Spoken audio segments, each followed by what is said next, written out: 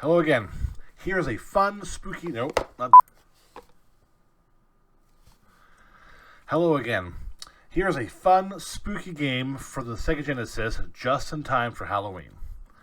Haunting, starring Polterguy. This is a comedy horror game released in 1993 for both the Mega Drive and the Sega Genesis.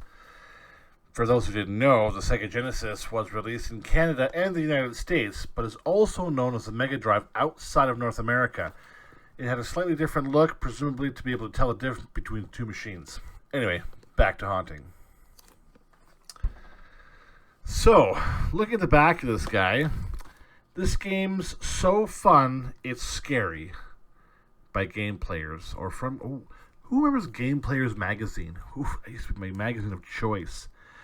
Nintendo had their Nintendo Power, and people use those as their Bibles to play games and stuff like that. But Game Players was my magazine of choice because it covered both Sega and Nintendo in the 90s. Then PlayStation came out. And then it was Sega, Nintendo, and PlayStation. And Xbox. Man, Game Players was sweet, though.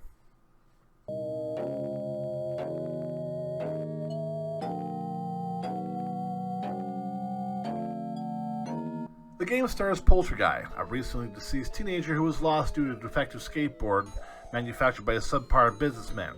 And as a ghost, he seeks revenge by tormenting the businessman and his family. Now, this is an example of an original game. Most games at the time were fighters, platformers, or RPGs. And this right here was really fun to play.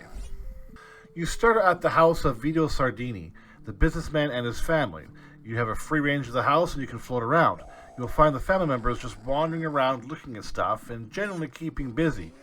In each room there are objects that have flashing lights. These are called frightens. You press A and fly into the object and then press A again to leave. It will shake and the family member will notice it and then go to investigate. Then the object will scare the crap out of them. There are frightens that you can load, and they will auto-scare, and there's also ones that you can control the amount of scare that you dish out, and ones that you can control the actual object to give them a good scare. Chainsaws and chairs and stuff. Anyway, it was so satisfying to use objects to scare people. The object of the level is to scare them so bad that they run out of the house. Once they're all scared away, the level ends and you can get a pat on the back before the next house starts.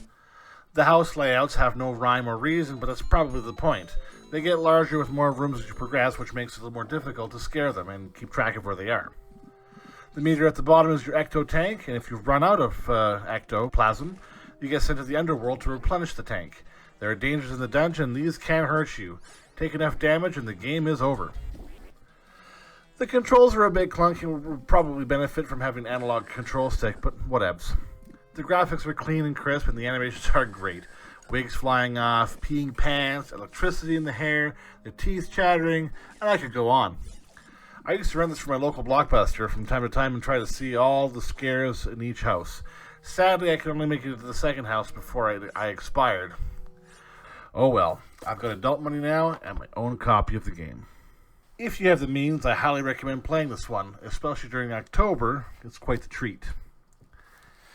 If you played the game before, leave a comment below and let me know what your favorite scare was in the game. If you haven't played it before, give it a shot. Thanks for watching.